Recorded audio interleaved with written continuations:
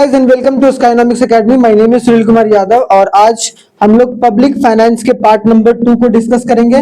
और आज हम लोग लगभग सारी चीजों को समझने की कोशिश करेंगे कि आखिरकार सरकार के पास जो फाइनेंस आता है वो किस तरीके से आता है। कल हमने पढ़ा था कि जो सरकार के पास रेवेन्यू आता है वो दो तरीके से आता है कि क्या भाई, एक रेवेन्यू रिसीट के रूप में, क्या आता है भाई, रेवेन्यू रिसीट के रूप में, और एक आता है कैपिटल रेवेन्यू के रूप में। तो ये दोनों अपने आप में इंपॉर्टेंट है, ठीक है। कैपिटल रेवेन्यू और एक तरीके से रेवेन्यू रिसीट, दो तरीके से सरकार के पास पैसा प्राप्त होता है। तो हम लोग ये जाने थे कि रेवेन्यू रिसीट जो होता है वो दो तरीके से सरकार के पास पैसा आता है, एक तो टैक्स के तरीके से और एक आता है नॉन टैक्स, ठीक है, नॉन टैक्स। तो हमने टैक्स के चीजों को समझने की कोशिश करी थी कल कि टैक्स में दो तरीके का टैक्स होता है, डायरेक्ट टैक्स होता है और इनडायरेक्ट टैक्स होता है, ठीक है। तो इतना हमने पढ़ रखा था जो कि हमने अभी 20-25 सेकंड में बताने की कोशिश करी है। अब आगे थोड़ा सा आते हैं भाई। सबसे पहले अगर देखा जाए क्लासिफिकेशन ऑफ टैक्स बहुत इंपॉर्टेंट है, यहां से सवाल पूछा जा सकता है, ठीक है। देखो सबसे पहला टैक्स क्या है भाई, प्रोपोर्शनल टैक्स। पहले बता दे रहा हूं, थोड़ा सा चैप्टर ये या फिर हेक्टिक है और समझना थोड़ा सा इसमें अपने आप में ही चैलेंजिंग है, तो ध्यान से अगर नहीं पढ़ोगे तो अपने आप में कुछ नहीं समझ में आएगा, ठीक है। तो प्रोपोर्शनल टैक्स क्या होता है, what do you mean by proportional tax, what do you mean by progressive tax, ठीक है, what do you mean by regressive tax और what do you mean by degressive, क्या बोलते हैं, डिग्रेसिव। अब देखो प्रोपोर्शनल टैक्स क्या होता है। A tax is called a proportional when the rate of taxation remains the same as the income of the taxpayer increases। इसका मतलब क्या बोला गया, इनकम इंक्रीज हो रहा हो या डिक्रीज हो रहा हो, ठीक है। अगर उस देश के लोगों का जो टैक्स है वो टैक्स सेम देना पड़ रहा है, जैसे मान लो कि टैक्स 20% फिक्स कर दिया गया, मान लो किसी भी देश में या किसी भी इकोनॉमी में 20% की, भाई आप चाहे 5 रुपया कमा रहे हो या आप 5 लाख कमा रहे हो या 5 करोड़ कमा रहे हो, लेकिन आपको टैक्स जो है वो एक तरीके से क्या है, सेम देना पड़ेगा जो कि 20% है। इसका मतलब वो कौन सा टैक्स का सिस्टम है भाई, वहां कौन सा टैक्स लग रहा है, प्रोपोर्शनल टैक्स, ठीक है। समझ में आ गया पहला। दूसरा देखो प्रोग्रेसिव टैक्स, अगर इनकम बढ़ रहा है, लोगों का इनकम भी बढ़ रहा है, उसके साथ साथ टैक्स रेट भी एक तरीके से क्या हो रहा है, बढ़ रहा है। यहाँ इनकम बढ़ घट रहा था लेकिन टैक्स कांस्टेंट था, यहाँ पर टैक्स क्या है, कांस्टेंट है, टैक्स बढ़ और घट नहीं रहा है। यहाँ देखो अगर इनकम बढ़ता है और टैक्स रेट बढ़ता है या इनकम घटता है तो टैक्स रेट भी घटता है, तो इसका मतलब क्या हो गया, वो प्रोग्रेसिव टैक्स। मतलब a tax is called progressive when the rate of taxation increases, rate मतलब टैक्स रेट बढ़ गया as the tax payer income increases. जैसे कि मान लो किसी का इनकम था 20,000 रुपया, तो पहले मान लो कि 5% इनकम टैक्स दे रहा था, क्या दे रहा था, इनकम टैक्स। अब मान लो कि उसका 1 लाख रुपया सैलरी हो गया भाई, तो अब उसका क्या हो गया, इनकम टैक्स 30% हो गया। तो क्या हुआ, इनकम बढ़ा, उसके वजह से रेट ऑफ टैक्स भी बढ़ा, तो इसका कौन सा टैक्स हो जाएगा, प्रोग्रेसिव टैक्स। तीसरा टैक्स क्या होता है, regressive tax. It is one which the rate of taxation decreases as the tax payer income increases, मतलब lower tax for the higher income. इसका मतलब सिंपल सी बात है कि रेट ऑफ टैक्सेशन क्या हो रहा है, टैक्स एक तरीके से कम हो रहा है लेकिन लोगों का जो इनकम है वो बढ़ रहा हो। अगर ऐसा कुछ हो कि जैसे जैसे लोगों का इनकम बढ़ रहा है वैसे वैसे टैक्स एक तरीके से कम लग रहा है, तो इसका मतलब क्या है, वो कौन सा टैक्स है, रिग्रेसिव टैक्स, ठीक है। अब आ जाओ डिग्रेसिव टैक्स में, it is one which the rate of progression in the taxation does not increases in the same proportion as income increases। जैसे मान लो एग्जाम्पल के तौर पर डिग्रेसिव अपने आप में इंपॉर्टेंट है। जैसे मान लो किसी भी एक बंदे का जो इनकम है वो 20% बढ़ा, ठीक है, लेकिन उसका जो टैक्स है, जो टैक्स का रेट है वो मान लो कि 5% ही बढ़ा, ठीक है, तो इसका मतलब सेम प्रोपोर्शन में बढ़ा, वही ना, जितना इनकम बढ़ा उतना उसका टैक्स नहीं बढ़ा, उस टैक्स को हम लोग क्या बोलेंगे, डिग्रेसिव टैक्स बोलेंगे।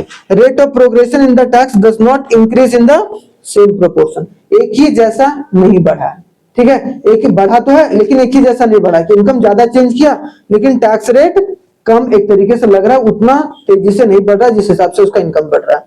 क्लियर हो गया चारों। ठीक है, अब आगे आ जाओ भाई नेक्स्ट। ये चीज कंप्लीट हो गया तो आगे बढ़ते हैं।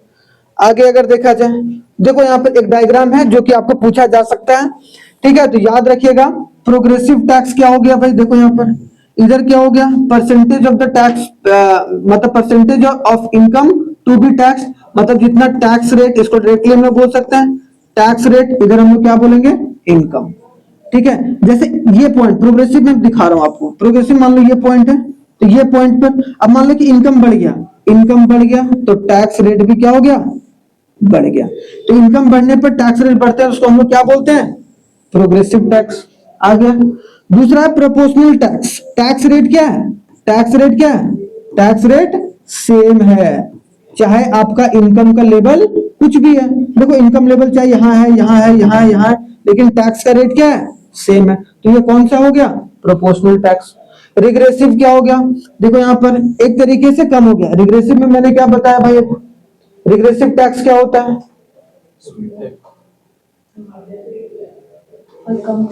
घटता है। ठीक है, तो इसका मतलब यहाँ पर घट रहा है कि नहीं घट रहा है, तो ये डाउनवर्ड, एक बढ़ रहा है तो घट रहा है। क्लियर हो गया, मतलब यहाँ पर टैक्स रेट डिक्रीज हो रहा है इनकम इंक्रीज होने पर।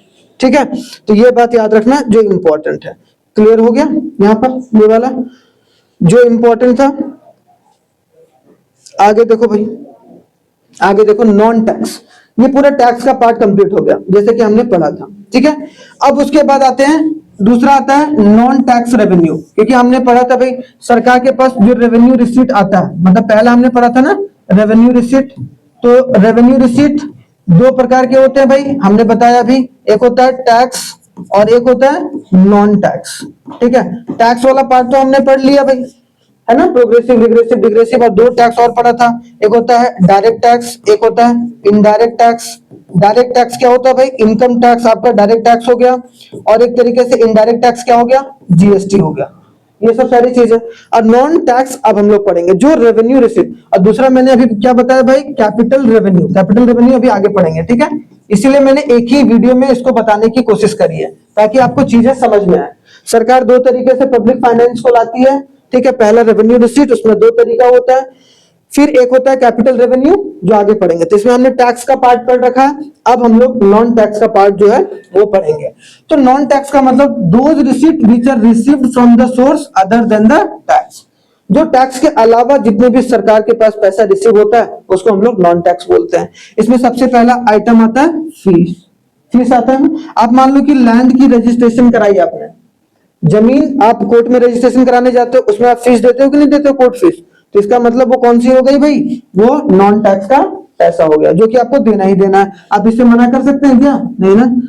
फाइन, आप मान लो हेलमेट नहीं पहने हो और आप चले गए, अचानक से पुलिस वाले ने धर दबोचा, उसके बाद आपको क्या फाइन देना पड़ा, तो फाइन वाला पैसा डायरेक्टली किसके पास जाता है, सरकार के पास। ठीक है, तीसरा हो गया grant and donation in the event of the earthquake, flood, famine etcetera. अगर सरकार के पास कहीं से एक तरीके से दान दून आ गया तो उसको हम लोग क्या बोलेंगे भाई, नॉन टैक्स का पैसा। चौथा क्या हो गया, profit of public sector undertaking. सरकारी कंपनी होती है, सरकारी कंपनी का कुछ प्रॉफिट हुआ तो प्रॉफिट किसके अंदर आएगा, नॉन टैक्स का पैसा। जैसे मान लो सरकारी कंपनी है रेलवे, और रेलवे मान लो कि 5,000 करोड़ की प्रॉफिट आ गई, वैसे तो मुश्किल है 5,000 करोड़ की प्रॉफिट, तो 5,000 जो करोड़ है वो किसका इनकम है, सरकार का, और वो किसके अंदर, टैक्स के अंदर नहीं आएगा, वो किसके अंदर आएगा, नॉन टैक्स, और वो किसका पार्ट होगा, रेवेन्यू रिसीट का पार्ट होगा। समझ गए। दूसरा है, लास्ट है एस किट। एस किट का मतलब क्या होता है, कभी कभी क्या होता है कि कोई ऐसा प्रॉपर्टी होता है जो किसी का नहीं होता है या किसी ने क्लेम नहीं कर रखा है, या वो इलीगल प्रॉपर्टी है जो कि एक तरीके से मान लो दो भाई आपस में लड़ रहे हैं और उसकी कोई भी एक लीगल अथॉरिटी कोई नहीं ले रहा है। इसका सिंपल सा मतलब क्या है कि वो इलीगल प्रॉपर्टी है भाई, उसका किसी के पास कागज वगैरह नहीं है, या कोर्ट कचहरी में उस लैंड या उस जमीन या उस बिल्डिंग पर केस चल रहा है, तो उस बिल्डिंग या उस लैंड का इस्तेमाल करके सरकार पैसा जनरेट कर सकती है इलीगल प्रॉपर्टी के ऊपर। तो उस प्रॉपर्टी के लिए जो, उस प्रॉपर्टी से जो पैसा प्राप्त करेंगे उसको हम लोग क्या बोलेंगे, एस किट। आई बात समझ में। तो ये कुछ इंपॉर्टेंट नॉन टैक्स रेवेन्यू है जो आप देख सकते हैं। ठीक है, आगे बढ़ा जाए भैया।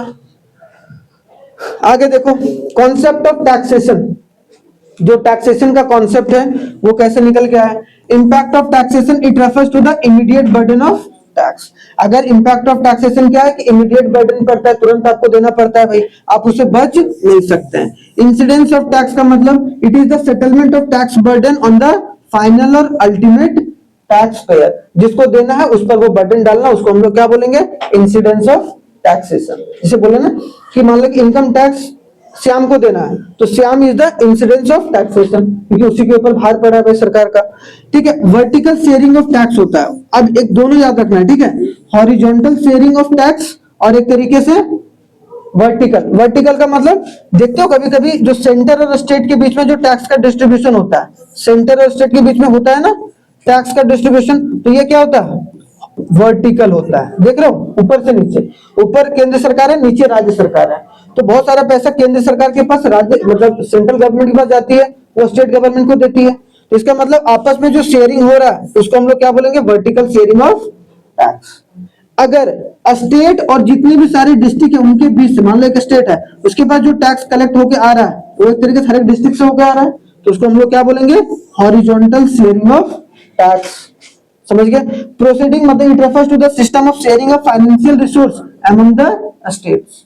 या ऐसे हम लोग बोल सकते हैं कि स्टेट स्टेट के बीच में अगर हो रहा है, एक स्टेट और दो स्टेट के बीच में, जैसे एक स्टेट है और दो स्टेट, दोनों एक ही, ये स्टेट और ये स्टेट ऊपर नीचे नहीं है ना भाई। अब मान लो यूपी है और उत्तराखंड है, उत्तराखंड से बहुत सारा सामान यूपी में आया, यूपी से बहुत सारा सामान उत्तराखंड में गया, तो आपस में टैक्स का शेयर कैसे करेंगे, वो हॉरिजॉन्टल होता है ना। ये हॉरिजॉन्टल होता है, ये वर्टिकल होता है। वर्टिकल स्टेट और सेंटर के बीच में, और स्टेट के बीच में, या स्टेट और डिस्ट्रिक्ट के बीच में क्या होगा, हॉरिजॉन्टल होगा। समझ में आया? तो ये इंपॉर्टेंट टर्म्स है जो कि थोड़ा सा टैक्सेशन से समझकर चलना है। अब देखो भाई आगे क्या बोला गया, दूसरा आ गया, पहला समझ में आ गया यहां तक।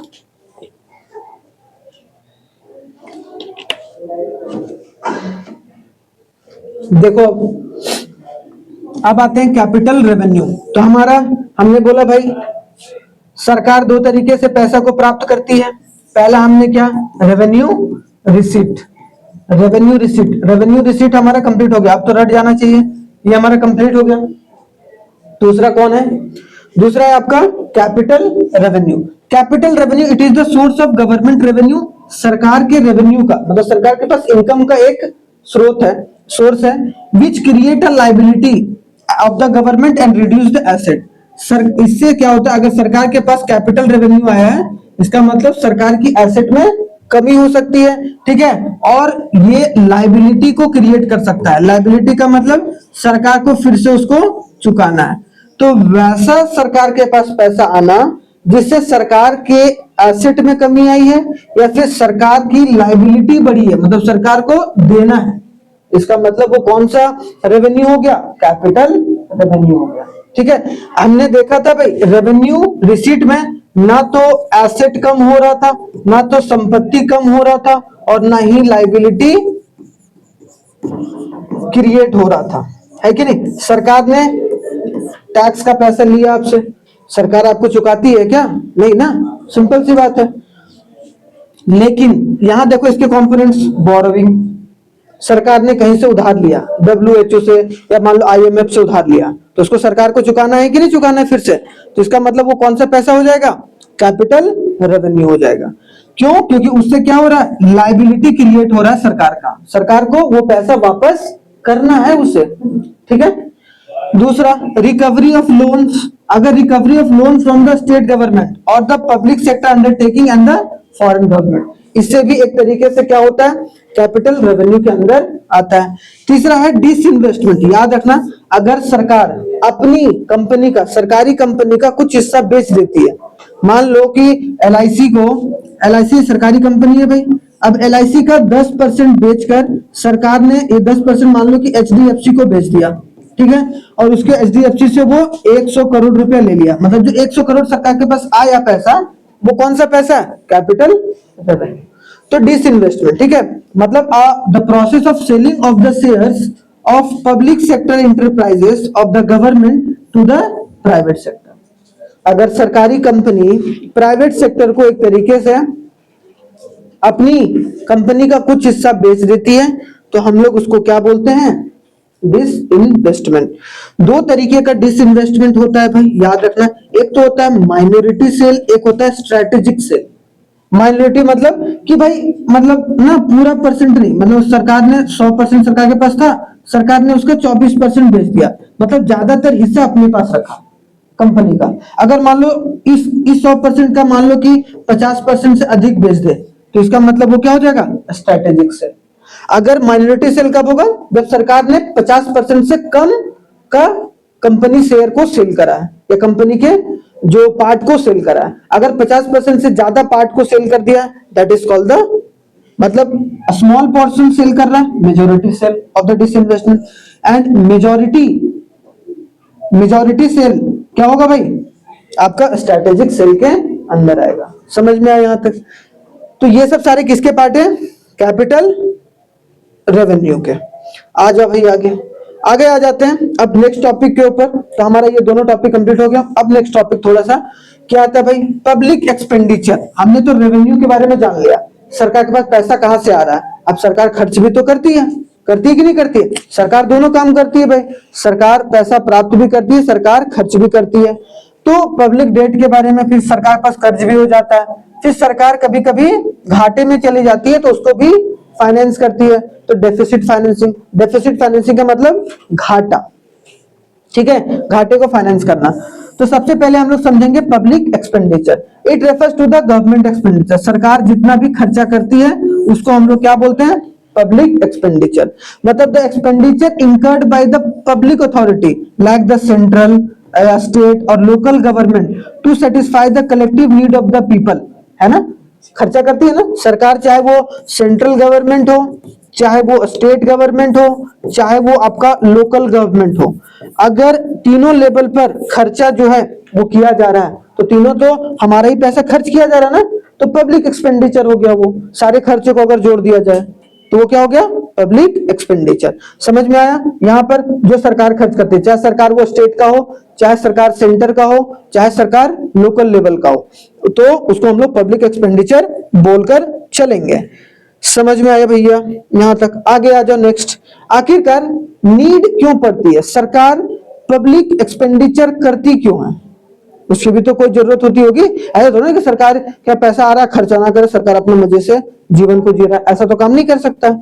तो सरकार जनरली जो सरकार खर्चा करती है ताकि हमारे देश की इकोनॉमी की ग्रोथ हो पाए और हमारी इकोनॉमी की स्टेबिलिटी बनी रहे। मतलब अगर कोई भी बोले सरकारी खर्चा क्यों किया जाता है, ग्रोथ एंड स्टेबिलिटी को मेंटेन रखने के लिए, ग्रोथ एंड स्टेबिलिटी को। आई बात समझ में? समझ में आया यहां तक? तो ये दो चीज, नीड क्यों, promote the rapid economic growth, economic growth को करने के लिए, promote the trade and commerce, ताकि ट्रेड वगैरह और जो चीजें हैं वो बढ़ सके, एक्सपोर्ट इंपोर्ट बढ़ सके, है ना। प्रमोट द रूरल डेवलपमेंट, जो गांव के क्षेत्र हैं वो बढ़ सके बहुत शानदार तरीके से। इसलिए देखो रूरल एरियाज में बहुत ज्यादा जो है वो पैसा खर्च किया जाता है सरकार के थ्रू, है कि नहीं। फिर promote the balance rural growth, rural का ग्रोथ बैलेंस तरीके से हो पाए, इसके लिए develop the agriculture and industrial sector, agriculture sector और इंडस्ट्रियल सेक्टर बढ़ सके, इसके लिए। क्यों? क्योंकि हमारे देश में टर्सरी सेक्टर बहुत अच्छे तरीके से बढ़ रहा है, बट एक तरीके से एग्रीकल्चर और इंडस्ट्रियल सेक्टर उतने अच्छे तरीके से बढ़ नहीं रहा है, तो उनको सही तरीके से बढ़ाने का काम किया जाता है इसके थ्रू। एफिशिएंसी यूज या efficiently use the mineral resource like a coal, minerals and oil, ये सब सारी चीजों को लाने का भी काम कौन करती है, सरकार, ठीक है। Provide the collective wants and maximize the social welfare, समाज में अगर कोई भी परेशानी है, दुख है, उसको प्रॉपर वेलफेयर सर्विसेज देने का काम कौन करती है, सरकार करती है ना। रोड वगैरह बनाना, ये सब सारी चीजों को बनाना, ब्रिज बनाना, नदियों को साफ कराना, ये सब सारी चीजों का काम कौन करती है, तो उसमें खर्चा होता है, तो सब सरकारी, इसीलिए जरूरत पड़ती है मतलब कौन, पब्लिक एक्सपेंडिचर की। Promote the full employment and maintain the, कि भाई रोजगार दे पाए और पूरी इकोनॉमी को स्टेबल कर पाए, इसके लिए एक तरीके से सरकार खर्च कर कर चलती है। तो ये बेसिक खर्चे हैं जो कि एक तरीके से सरकार अपने लेवल पर कर कर चलती है। आगे आ जाओ भाई, अगर आगे आ जाए, आगे क्या, causes of increase in the public, क्या कारण होते हैं भाई जिसकी वजह से सरकार अपने खर्चों को बढ़ाती है, वो हमने क्या देखा कि अभी सरकार खर्चा क्यों करती है। अब सरकार खर्चे को बढ़ाती क्यों है? तो सरकार खर्चे को इसलिए बढ़ाती है ताकि वो इकोनॉमिक डेवलपमेंट कर सके। ठीक है, वही वाला है ना, सेम चीज होगा वो, वही वाला है क्या, इंपॉर्टेंस। ठीक है, कॉजेज में भी सेम होगा। क्यों होगा सेम भाई, सोचो क्यों बढ़ाएगी रूरल डेवलपमेंट को, मतलब सेम चीजें होंगी दोनों। क्या चीज, रैपिड इकोनॉमिक डेवलपमेंट करने के लिए, ट्रेड एंड कॉमर्स को बढ़ावा देने के लिए, पहले कम थी अब उसको ज्यादा बढ़ाना है, इसीलिए सरकार ने खर्चे को बढ़ा दिया। अब देखो सरकारी जो खर्चा होता है वो दो तरीके से होता है। एक तो होता है कि सरकार ने प्लान बनाया बढ़िया तरीके से, जो कि बजट के थ्रू बनाती है, जो आगे हम लोग पढ़ेंगे। बजट के थ्रू बताती है ना सर कि हम इतना खर्चा यहाँ करेंगे, इतना रोड बनाएंगे, इतना हम लोग डिफेंस में खर्चा करेंगे, इतना हम लोग मिनरल्स और ऑयल्स लाएंगे, ये सब सारी चीजों में। तो एक तो होता है भाई प्लान्ड एंड एक होता है प्लान, एक होता है दूसरा कौन, नॉन प्लान।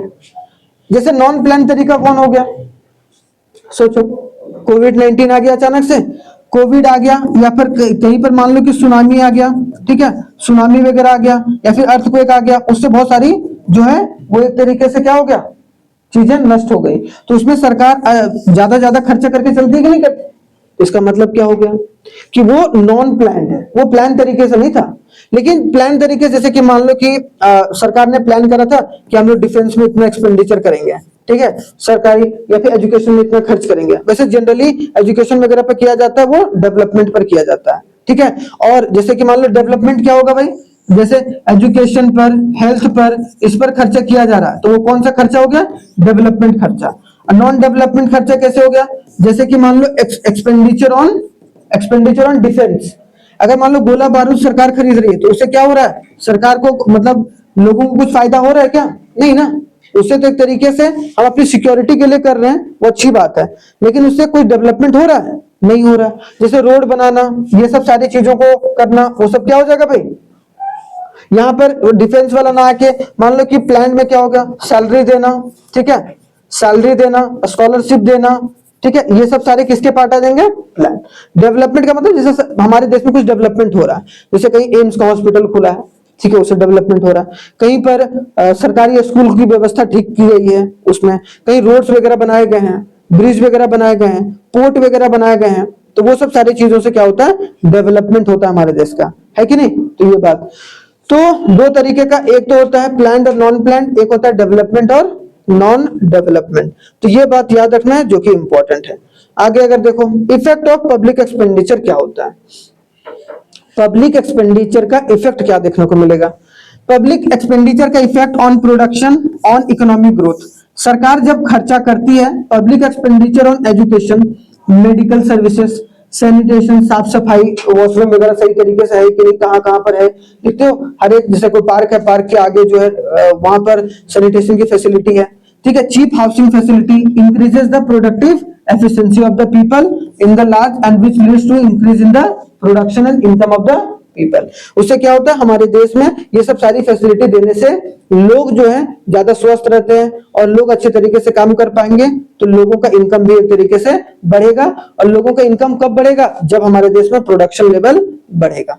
दूसरा, ऑन इकोनॉमिक ग्रोथ क्या होता है, सिंपल सी बात है भाई, सरकार जब खर्चा करेगी तो वो इस तरीके से करेगी ताकि हमारे देश में डेवलपमेंट प्रोसेस हो सके और उससे हमारे देश को इकोनॉमिक ग्रोथ देखने को मिले। मतलब हमारे देश में ज्यादा इंडस्ट्री लगेगा भाई, ठीक है, ट्रेनिंग दिया जाएगा, ठीक है, एजुकेशन दिया जाएगा, रिसर्च फैसिलिटी, ये सब करने के बाद क्या होती है, इकोनॉमिक डेवलपमेंट पर सरकार जो है वो एक तरीके से फोकस करके चलती है, ये सब सारी फैसिलिटी देने के बाद, जिससे क्या होता है, हमारी इकोनॉमी जो है वो ग्रो कर रही है। सिंपल सा मतलब क्या कि हमारी जीडीपी वगैरह क्या होती है, बढ़ती है। ह्यूमन डेवलपमेंट इंडेक्स क्या होता है, बढ़ता है, ठीक है, जिससे क्या हमारे देश की एक आर्थिक व्यवस्था का मतलब इकोनॉमिक जो सेटलमेंट होता है वो एक तरीके से बढ़ने का काम यहाँ पर किया जाता है, ठीक है, अब करवाया जाता है सरकार के थ्रू, ठीक है। आगे देखो, ऑन इकोनॉमिक स्टेबिलिटी, तीन चीजों पर सरकार फोकस करके चलती है, प्रोडक्शन के ऊपर, इकोनॉमिक डेवलपमेंट के ऊपर,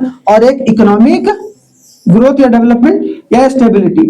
स्टेबिलिटी का मतलब क्या है कि public expenditure can be used as balancing factor in the order to maintain the economic stability, that is stability of the income, output and employment. मान लो कि एम्प्लॉयमेंट कभी कभी रोजगार जो है वो बहुत ज्यादा बढ़ रहा है, कभी कभी बहुत कम हो रहा है। दोनों देश के लिए खतरा है कि नहीं खतरा है? कि भाई अब जितने लोगों को काम चाहिए उतने लोगों को काम मिलता जा रहा है तो कोई दिक्कत परेशानी नहीं है। अगर लोगों का इनकम एक बार बहुत कम हो रहा है, कम ज्यादा हो रहा है, बहुत फ्लक्चुएट हो रहा है, तो इसका मतलब वो इकोनॉमी के लिए अच्छा नहीं। उसको स्टेबल रखना। और सिंपल सी बात है यहाँ पर कि ऐसा ना हो कि इकोनॉमी जो है डिप्रेशन में चला जाए, ठीक है? तो डिप्रेशन और जो बूम होता है उन दोनों के बीच में जो है इकोनॉमी बहुत ज्यादा तेजी से बढ़ रही तब भी एक तरीके से खतरा होता है, और बहुत धीरे से चल रही तब तो बहुत ही खतरा है। तो एक तरीके से दोनों में बैलेंस बनाने का काम भी कौन करती है? सरकार करके चलती है, जो कि अपने आप में इंपॉर्टेंट है। अब आ जाओ पब्लिक डेट। पब्लिक डेट का मतलब क्या हो गया? Public borrowing. पब्लिक डेट का मतलब सरकार कर्ज लेती है कि नहीं लेती है? तो सरकार जनरली कर्ज क्यों लेती है? ताकि एक अपनी जो है वो इनकम उतना नहीं हो पा रहा है इसलिए कर्ज ले रही है। अगर मान लो कोई व्यक्ति है वो कर्ज इसलिए ले रहा है, क्यों? क्योंकि वो जितना खर्च कर रहा है उससे इकोनॉमिक डेवलपमेंट नहीं हो पा रहा, जिसकी वजह से वो ज्यादा पैसे की जरूरत है उसको। It refers to the government debt that is borrowing of the government from the individual financial institutions और ऑर्गेनाइजेशन इन फॉरेन कंट्रीज। जो भी सरकार अलग अलग तरीके से कहीं से भी पैसा बोरो कर रही है वो किसके अंदर आ जाएगा? Public debt. If the revenue collected through the tax and the other source is not adequate, है ना? मतलब जितना भी सरकार के पास रेवेन्यू रिसीट आया था, रेवेन्यू रिसीट का मतलब क्या हो गया भाई? सरकार के पास जितना भी पैसा प्राप्त हुआ था टैक्स के थ्रू, नॉन टैक्स के थ्रू, ठीक है, नॉन टैक्स के थ्रू, वो सब नहीं पर्याप्त है इकोनॉमी को डेवलप करने के लिए, तो उसके पास पैसे की कमी पड़ गई। तो इसीलिए सरकार ने क्या करना शुरू करा? बोरोइंग करना शुरू करा। सरकार ने कर्जा लेना शुरू करा। तो कर्ज सरकार इसीलिए लेती है ताकि जो चीजों को और डेवलप कर सके, या फिर जितना पैसा आ रहा है उतना पैसा वो काफी नहीं है उस देश के लिए। आगे आ जाओ।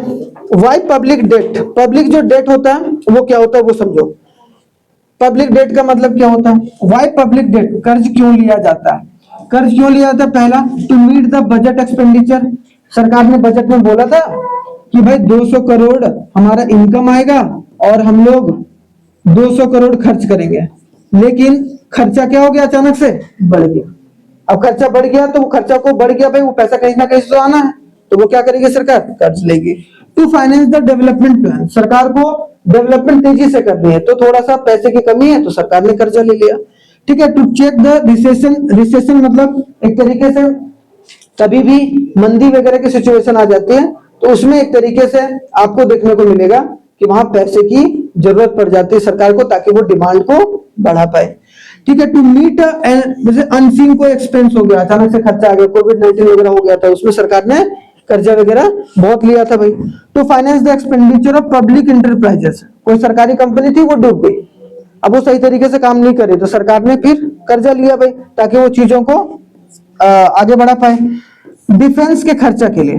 डिफेंस में मतलब कि सरकार गोला बारूद लेना, लेकिन उसके बाद उतना पैसा नहीं है, अब उसको चाहिए भाई क्योंकि कोई दूसरा देश अगर अटैक कर देगा तो उसको प्रोटेक्ट करने के लिए चाहिए होगा, तो उसके लिए सरकार। To provide a foreign exchange. कभी कभी क्या होता है सरकार को फॉरेन एक्सचेंज प्रोवाइड कराना होता है, तो उसके लिए सरकार क्या करती है? कर्ज लेकर चलती है, जो कि अपने आप में इंपॉर्टेंट है। इन सब सारी चीजों के लिए जो है सरकार कर्जा लेती है, जो कि आपको याद रखना है, ठीक है।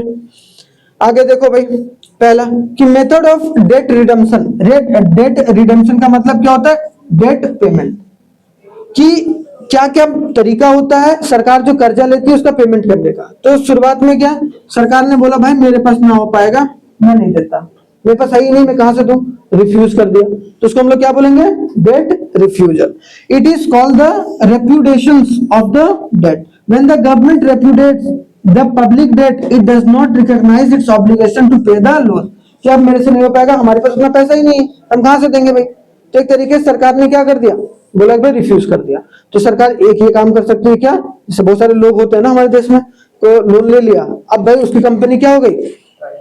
खत्म हो गई, ठीक है, बैंकरप्ट हो गई, बोले अब तो मैं दे नहीं पाऊंगा, तो अब क्या करेंगे? ऐसा थोड़ी कि जाकर उसका जान ले लेगा लोग, तो उसको छोड़ दिया जाता है। सेम उसी तरीके से सरकार भी कभी कभी करती है, तो सरकार भी कम बदमाश नहीं है कि नहीं? और ऊपर से बोलती है पब्लिक को पैसा देना नहीं, क्या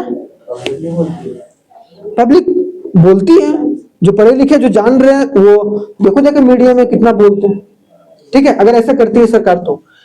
डेट रिफंडिंग, सरकार ने क्या करा, गवर्नमेंट में as an alternative to above एक फ्रेश लोन, सरकार के पास मान लो 500 करोड़ का कर्जा था, सरकार कर्जा तो मतलब सरकार का इनकम हो नहीं पाया, तो सरकार ने क्या करा, एक दूसरे जगह से 1000 करोड़ रुपए लिया और इसको 500 करोड़ रुपए दे दिया, और ये 500 करोड़ फिर से वो खर्चा कर रहा है, देख रहे हो। तो सरकार ने क्या करा, कर्जा लिया और उस कर्जे लेकर कर्जे को चुकाया, ठीक है। तीसरा होता है डेट कन्वर्जन, मतलब under this method there is a no repayment made for the old debt but a form of debt is an alternate और चार्ज्ड। मतलब क्या हो गया कि भाई वो एक भी पेमेंट जो पुराना वाला उसको नहीं करके बोला भाई अब जो है वो कर देंगे यार, छोड़ दो उसको, तो उसको एक तरीके से क्या हो गया, in the form of debt alter कर दिया गया, जो इतने ही पैसे दे पाएंगे ले लो भाई, हटाओ, चलो मैनेज करो, कन्वर्ट करो, खत्म करो इसको, या ऐसे ऐसे करके हम दे देंगे, कुछ ऐसे तरीका जो है वो अपनाया जाता है सरकार के थ्रू। तो ये भी चीज है जो कि समझना है डेट। उसके बाद देखो फोर्थ में क्या है, इंस्टॉलमेंट पर, इंस्टॉलमेंट रिडेम्पशन मेथड, मतलब इंस्टॉलमेंट पेमेंट मेथड, रिडेम्पशन का मतलब सिंपल सा क्या है, पेमेंट। तो under this method the government pay back the debt in an equal annual instalment including the interest component, सरकार ने इंटरेस्ट के साथ प्रॉपर पैसा वापस करा है कि भाई सरकार को अपनी क्रेडिबिलिटी बनाकर चलनी है, चीजों को एनालाइज करके चलना है, तो इसमें कोई रिस्क नहीं ले सकता है। बजटरी सरप्लस, सरकार के पास क्या हो गया, the government may use the budgetary surplus to purchase its own bond और securities from the open market and consequently there is a automatic liquidation in the, सरकार ने क्या करा कि बहुत ज्यादा जो है वो बजटरी सरप्लस लेके बहुत ज्यादा पैसा आ गया सरकार के पास, वो फिर वो पैसा जो है वो जाकर एक तरीके से क्या की, लोन को चुकाया। अब वो ओपन मार्केट ऑपरेशन के थ्रू कर सकती है ना, हमने पढ़ा था, ओपन मार्केट ऑपरेशन के थ्रू क्या कर सकती है, वो अपनी बॉन्ड, गवर्नमेंट बॉन्ड और सिक्योरिटी को बेचती है, कौन, कंपनीज को या फिर बैंकों को, और उसके बदले वो पैसा देती है, और वो पैसा कर चुकाने में सरकार जो है वो लगा सकती है, ठीक है। Capital surplus, the imposition of heavy tax, अब सरकार और काम का यही कर सकती है कि भाई टैक्स को बढ़ा दे, टैक्स को बढ़ाने से सरकार के पास रेवेन्यू बढ़ेगा, तो जब रेवेन्यू बढ़ेगा तो ज्यादा पैसा सरकार के पास आएगा, तो वो पैसा फिर सरकार कर्ज को चुकाने में लगाएगी। तो ये बात है जो कि आपको समझ कर चलना है कि सरकार किस किस तरीके से पैसे को एक्सपोर्ट कर दे, ज्यादा सरकार क्या करे, ज्यादा से ज्यादा एक्सपोर्ट करना शुरू कर दे, जब एक्सपोर्ट करते हैं तो बहुत ज्यादा फॉरेन करेंसी आता है, उसकी वजह से क्या होगा, सरकार जब बहुत ज्यादा पैसा आएगा तो सरकार कर्जा भी, क्योंकि कर्जा किसमें चुकाते हैं वो लोग, जनरली डॉलर में, तो एक्सपोर्ट करने से डॉलर हमारे देश में आता है, ठीक है। लास्ट क्या है, जो टर्मिनल एन्युटी, मतलब the government pay debt in equal annual instalment, मैं तो महीना महीना नहीं दे पाऊंगा, साल साल में इतना इतना पैसा देते जाऊंगा, जो भी एक तरीके से इंटरेस्ट के साथ भी।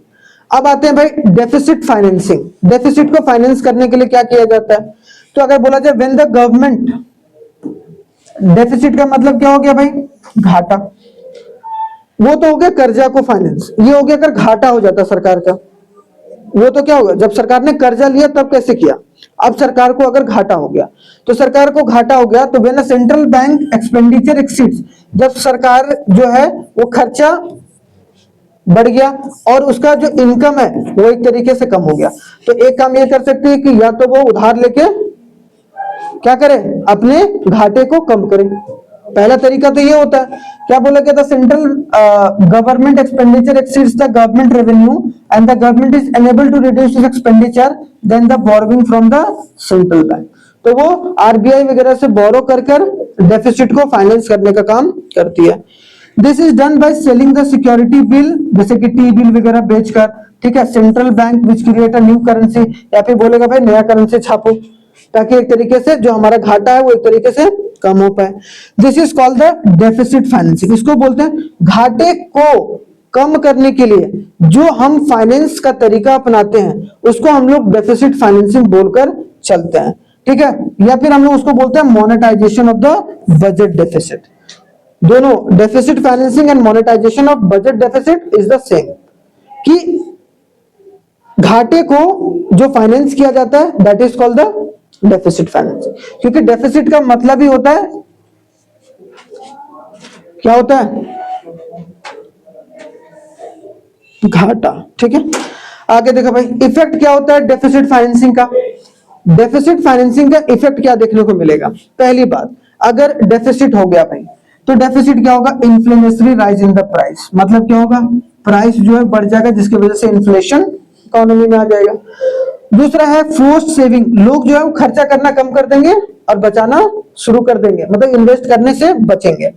Unequal distribution of income, income का डिस्ट्रीब्यूशन अनइक्वल होगा और इन्वेस्टमेंट का पैटर्न चेंज होगा। क्यों? क्योंकि सेविंग का पैटर्न चेंज हो रहा है, सिंपल सी बात है, क्योंकि लोग खर्चा करना चाहेगा ही ना। क्यों? क्योंकि भाई उनको लग रहा है कि सरकार जो है वो एक तरीके से डेफिसिट फाइनेंसिंग करवाना चाह रही है, तो इफेक्ट इसका हो सकता है, जो कि आप समझ सकते हैं, बहुत इंपॉर्टेंट है।